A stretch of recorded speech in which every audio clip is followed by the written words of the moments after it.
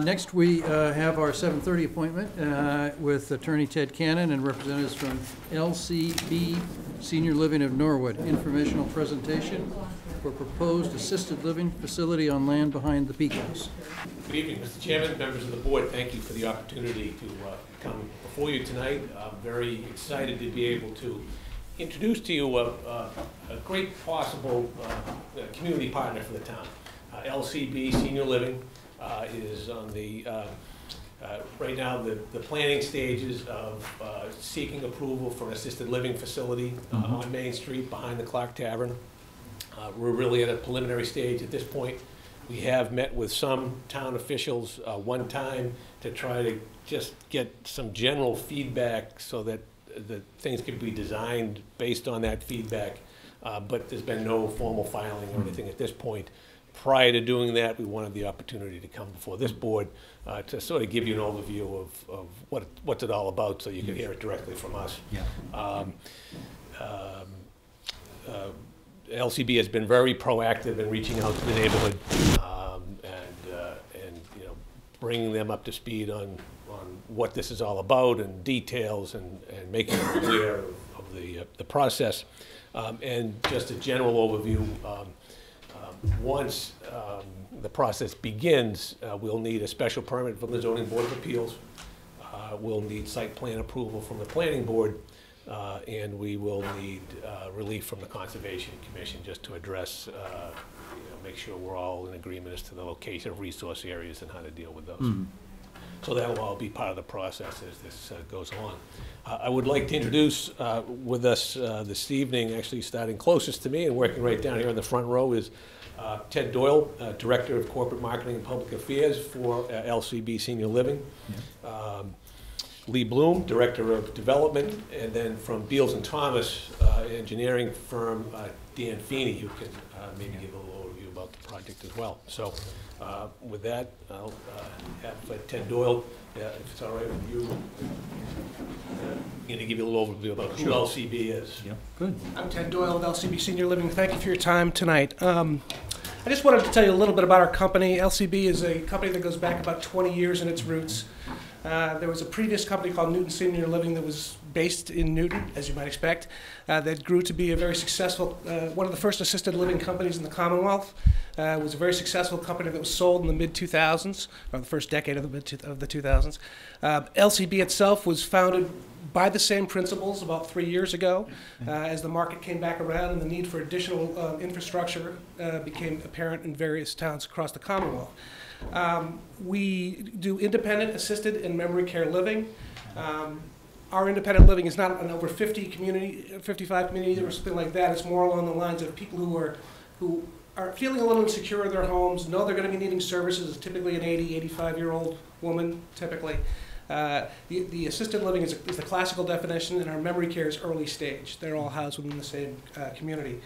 Currently, we have communities in Dartmouth, Reading, Wayland, Dedham, Watertown, and Ipswich, most recently opened. We have 10 in total that we're operating in or managing in New England, and we have another 6 under development. Okay. Our communities tend to be very low impact entities within a town. We are obviously a tax-paying entity. We employ approximately 75 full and part-time employees, which generates around $1.8 million per year in payroll. We also, excuse me, is that per site? Per community, yes. Yeah. Okay. Yeah. And then we also purchase it on the order of about $1.2 million in goods and services on a typical year, just to give you a sense of kind of economically where we fit into the landscape. Our businesses are very local. They're run by local folks. The people who come to our communities are typically from a 3 to 5 mile radius. They're either people who live in the town or are the parents of children who live in the town. Yeah. So as a result, our businesses are individually run, very local businesses involved in the community, and we're really looking forward to the opportunity to be in Medfield. Okay. Okay, good.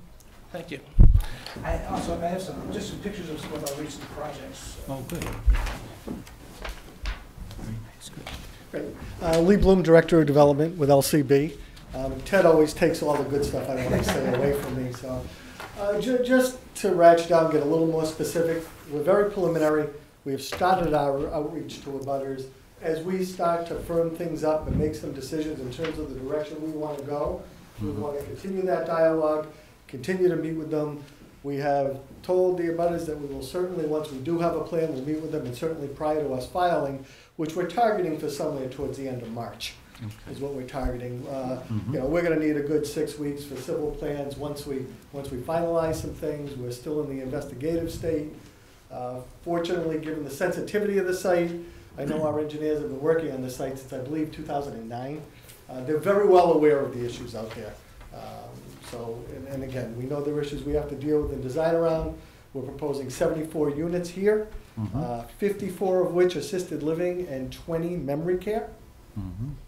Okay, total potential residency is 82. Again, you know, with assisted living, our average age is 87, 88 years old. The average stay is about 2 years. Again, very low impact use, no school children, full taxpayer, very low traffic generator. We do, as Ted had mentioned, we employ approximately 70 or 74. In terms of full-time equivalents, it's about 56, 57. We run 3 shifts, 7 to 3, 7 a.m. to 3 p.m. And we have roughly about 23, 24 folks at that shift. And then 3 p.m. to 11 p.m. There's about 16 folks on that shift. And then the 11 p.m. to 7 a.m., it's about 4 folks on that shift. Okay. And that may go up 1 or 2. You know, folks, some part-timers leave at different times. Not everybody is showing up at 7 a.m. and leaving at 7 a.m. Administrators get in at 9. Some of the staff all the staff is in place by 7, and then the staff that's leaving exits slowly, but that's only 4 people at that point. So the traffic flow, and again, we'll be doing full traffic studies that really itemize all of that. And we keep a close watch on the operation of our existing communities, just so we're up to speed on where the data is. We're actually looking at right now, trying to define the number of ambulance calls, for example. We did meet with some department heads. That's a concern, the fire chief and everybody. So, you know, we're looking at that. Historically, I've been with LCB a short time, but I was with another senior housing provider that had 50 operating communities, and we were constantly studying these things. And in terms of ambulance, it really averages to 2 to 3 per week. Could be 5 or 6 one week. Could be one week. It's really random, but we are looking at that to be able to provide that information. I think at this point, again, it's a working process for us. I'd like to just turn it over to Dan Feeney for a minute to just walk people where we are today on the site plan, and then any questions. Okay. Thank you for your time, and thank you for seeing us this evening.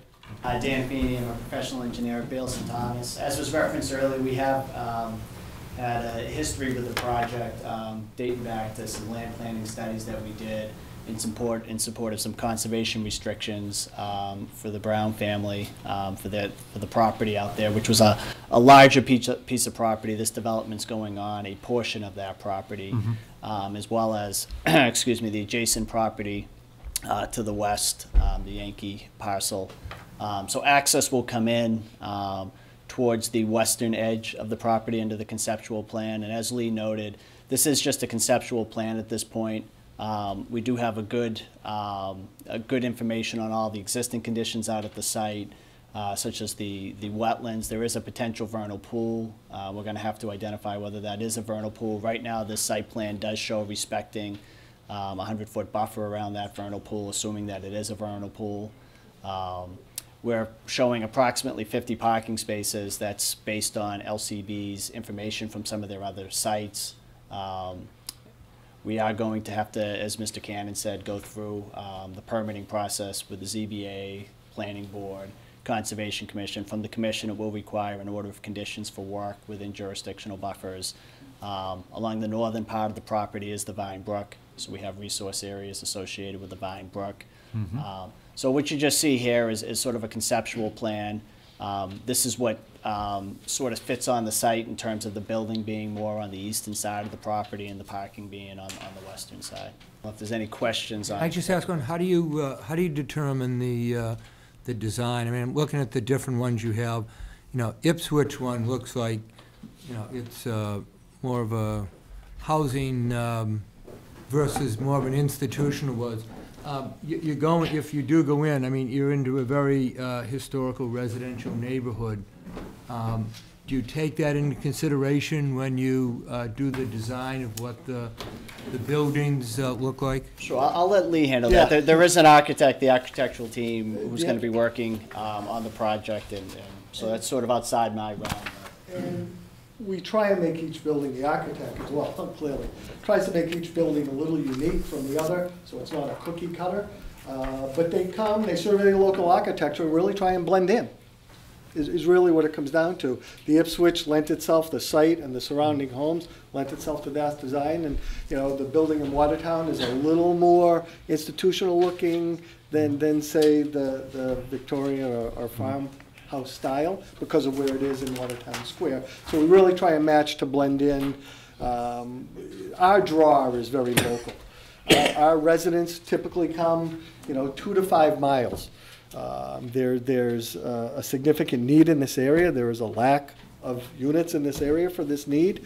But because it's so local, just the logic of business, we're nice people anyway, but the logic of business, if we don't take good care of mom, if we're not a good neighbor, if we don't look good, people aren't going to come.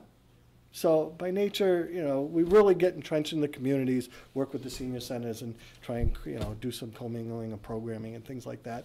But architecturally, yeah, we blend in and try and make it as I mean, that's just a very historic neighborhood. It's very residential, you know, that's in there.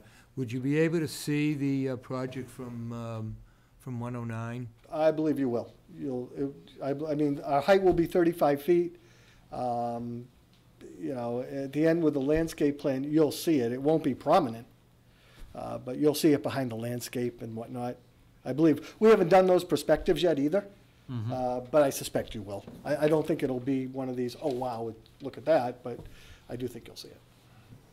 I think you guys told the neighbors that you wanted it to be seen from 109 for advertising purposes or something? We like to be visible and accessible, but, yeah, Typically using a sign. exactly. Not, it wasn't meant I want to be on the curb, you know, that type of thing, but, yeah, we do want people to know we're there. Any more questions? No, I'm fine, that's great. That's So- something to think about. Let me just tell you that the neighbors reached out to me and asked me to meet with them, so I did meet with them. As part of that process, I was a little surprised to find out that the land was zoned residential and that it was permissible to put a assisted living in under a special permit. So I went back and looked at the way that zoning was created. There was an error in the way the zoning was created at the 2012 town meeting. And I think you guys just have to look through that to see the zoning, there are 2 sets of zoning provisions for assisted living. One is under nonprofit sort of areas. It's got a caption or a heading on it for nonprofit uses. 5.4.2 is public, semi-public / institutional. And to me, that means nonprofit. And that one under 5.4.2.8 does have assisted living, and it does have a special permit in an RS zone, which I guess isn't this an RS zone? The other section where assisted living is referred to in our zoning use table is actually an error, and it's under the one that I would assume that you would be applying under. It's commercial business, which is 5.4.4, and somehow there was a transpositional error in the 2012 annual town meeting between what was actually voted at town meeting and what's stated here. What is stated here is actually not what was voted. It is not a special permit item under an RS zone. It's actually only medical and dental offices that remain under that provision, and I think it's an industrial extensive, it's an SP in the IE district, which is the industrial extensive district. So there's just a question as to whether or not it's a permitted use there. To begin with, it needs to get resolved. Any other questions from people that are here? Mr. Stevenson? I think it's fair to say we were quite surprised by this. We were led to believe that there would be a maximum of 2 single-family homes back there, 2 single-family homes. So this is quite a surprise, quite different. And I think one of the things we're particularly concerned about is that we did not join in with the lawsuit with some of our neighbors about the Clark Tavern, even though it will be visible from our backyard. And however, I'm very concerned about the synergies. If you get two commercial uses there, right next to each other, and what that's going to do to a residential neighborhood. And I think that's going to be a major concern. Yep. Thank you. Any other questions, comments? Mr. Thompson? Two comments for me. I'm John Thompson, 406 Main Street. One is speaking as chairman of the Medfield Archaeology Advisory Committee. This is a very sensitive archaeological area running along to Vinebrook, and I would recommend that the applicant also do a comprehensive archaeological survey on the property because of the significance of the Peak House being nearby, the elevation along the Vinebrook watershed, and the historical information that the town has in the 1976 archaeological survey at the Peak House, behind which were some significant archaeological features.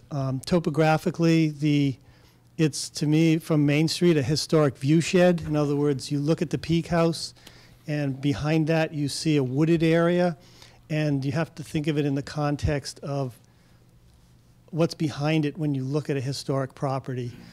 So keeping that in mind in terms of the architectural design and so forth. And lastly, as a resident of Main Street, I know that the sewer line in Main Street, my understanding was it's very deep and it's very fragile. It's clay pipe basically, and I'd be concerned about if this is to be connected through a Main Street connection, any impact on the infrastructure on Main Street. That's it. Can I just add that your piece on the archaeological, we believe that, we know, for example, that the current Peak House has been moved, and that it sat further back into the lot.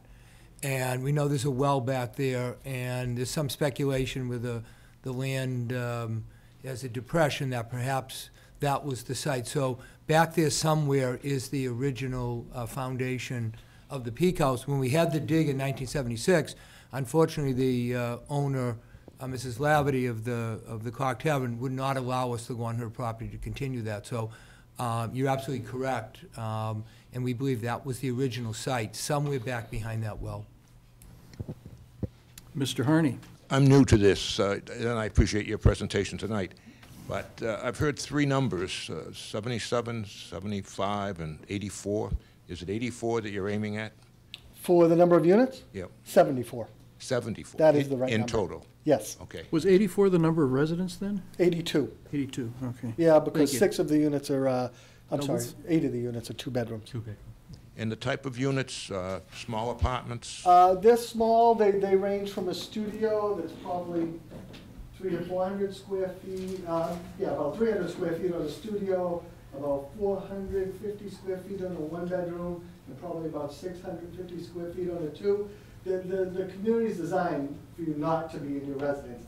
There are full kitchens. There's a microwave, a sink, a 2-burner cooktop, and a small refrigerator. All meals are central. All activities are central. Transportation is central. So they're effectively rentals? Oh, it is a rental. Rental, It is right. definitely a rental. And how many affordables, if any, are you planning on? There are no affordable. Thank you. Do you provide meals as part of the? Yes. So people buy a contract, they pay a set amount per month. How much do people pay Oh, typically? it varies. Yeah. You know, But approximately, an average with an average acuity is what, about 6,000 Yeah, a month? Which is all your utilities, your food, your activities, and a certain level of personal care. Is that all the meals or just 30 meals a month? 3 meals. 3 meals a day? Oh, wow. Yep, restaurant-style dining. Yeah.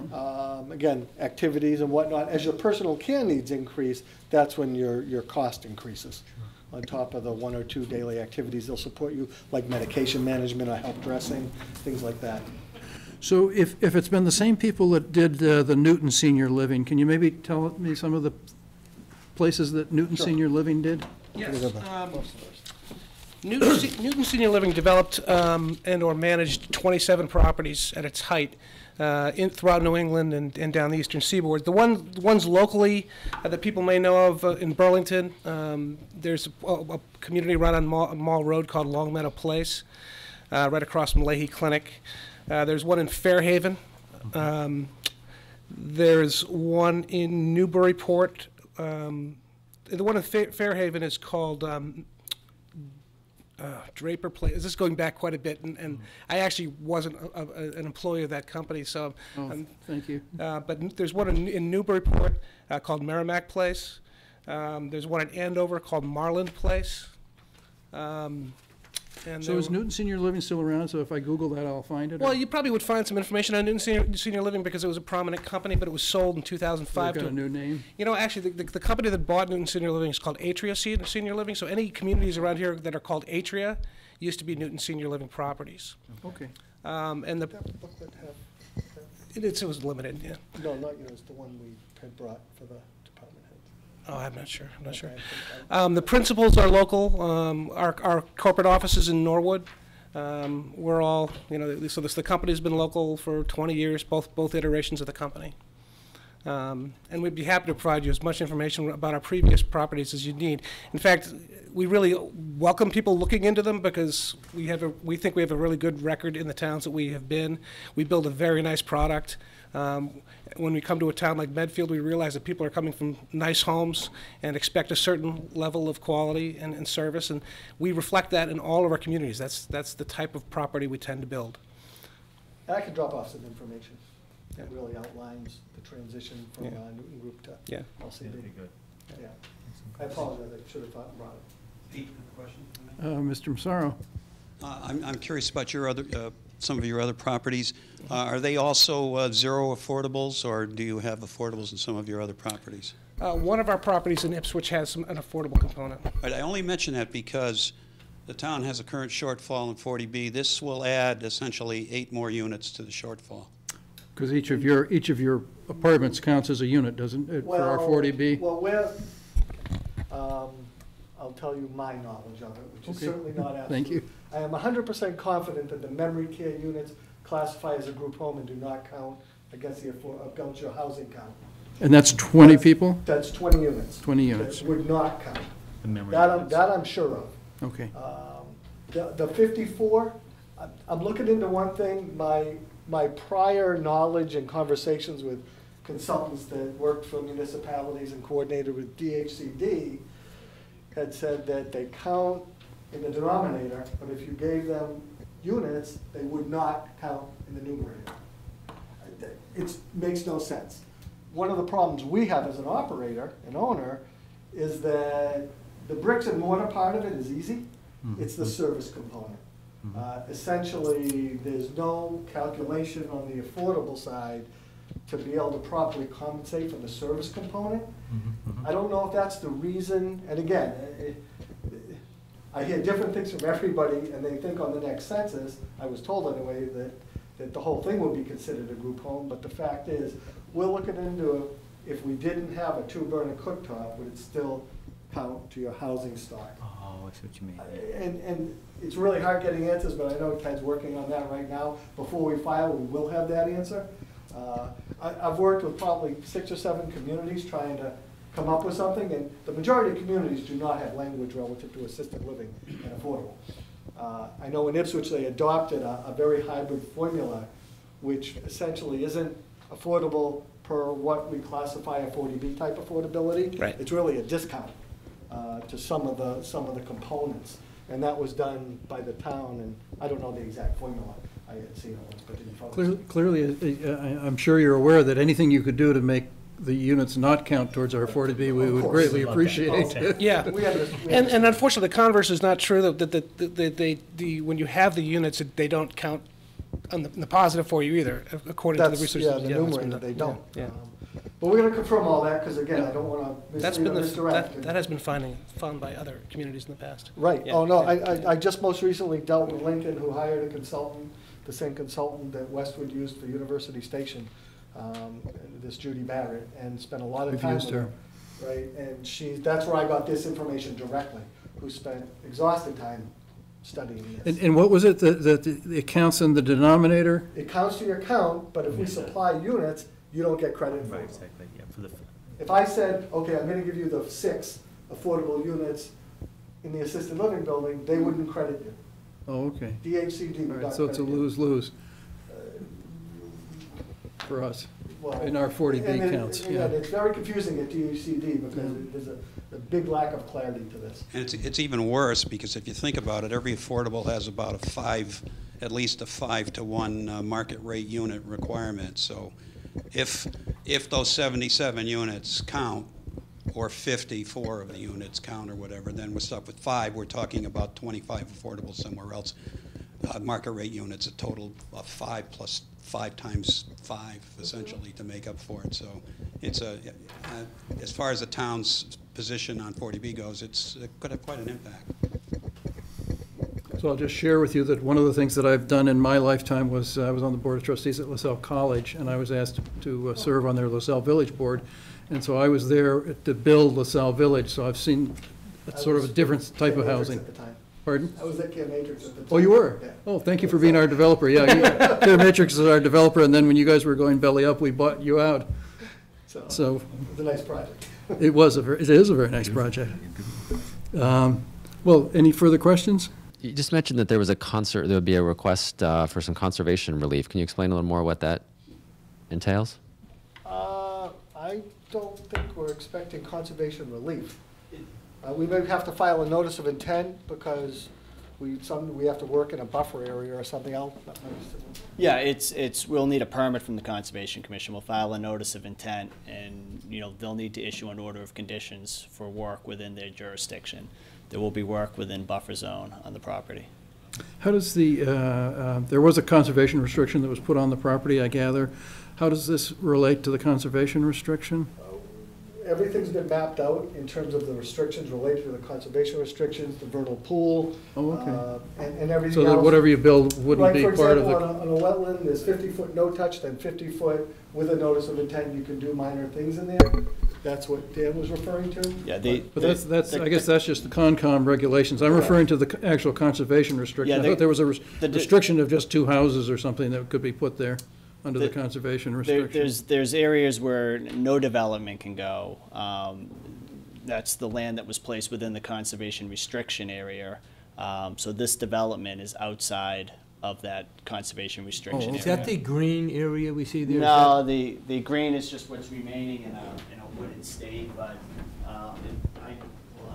the hatched area on this plan is the conservation restriction area. Could you just run your finger around it, because I can't see from Oh, here? I'm sorry. Yeah, so starting here, yeah. all around here, and coming back up through here is the conservation restriction area. There's a hole in it back where 363 Main Street, an existing house back here. Yep. So that's not within the conservation So restriction. is that where the building is going then? No, the building's going in this area. So this is the Yankee parcel right here, and then this is the other parcel. So just flip. And Gloria Yankee's house is coming down, is that the idea? Yes, looking at this is the house out here, Yep. the Yankee house right here, and this area was that central portion. So This where is a- you're this is a building it is bigger not, scale. is where the proposed development is not part of, is not under any conservation restriction? That's correct. Okay. It's outside the limits of the conservation restriction. So what is the total acreage, and what is the acreage that the building would be on? Do you know that? I think the total acreage is just under 14 acres of everything we either own or have under contract. And the amount of dry land, buildable land, although not contiguous, but for calculation purposes Yeah. can be used, is right around 7 acres, just under 7 acres. Mr. Chairman, as far as the conservation issues, there was one thing that came up with the meeting with town officials. They are under the opinion that the Vine Brook is an intermittent stream that runs dry. And I always thought it was a USGS on the USGS maps, and therefore it would qualify under the Rivers Bill for a 200-foot buffer. So I think that's an issue that needs to be addressed. Yeah, yeah, I always thought of it as a perennial stream too. Interesting. Yeah. It's a perennial stream unless it runs dry for 4 consecutive days during a non-drought condition. And we have documentation back from when the land planning study was done that it ran dry for 4 consecutive days. Oh, someone actually recorded it and Yep. noticed it, huh? Took pictures and, produced a report on that, yes. What year was that? I believe it was in 2000 and, I'm going to say 2010, but I'd have to confirm that. I'm not sure exactly. Mr. Cohen? I've read the conservation restriction. I want to echo what Mr. Stevenson said. The conservation restriction says that the land that's supposed to be going on is an exclusion zone, much like the other property, but that the only things that can go in the exclusion zone are single-family houses. So I don't see how this can fit with this. And I might also add that when the conservation restriction was put in, there was a municipal finding saying that this was an important area archaeologically, historically, topographically, and conservation-wise that led to the town endorsing the conservation restriction. Indeed, the Board of Selectmen signed that document. So I really don't see how this fits the town's interests as expressed in the municipal finding or in the conservation restriction. Any further questions, comments? Thank you all very much for coming in. Thank you for your time. I really appreciate it. Thank you, Chris. This program was made possible through the generous support of your Medfield friends and neighbors, folks just like you. And thanks for watching.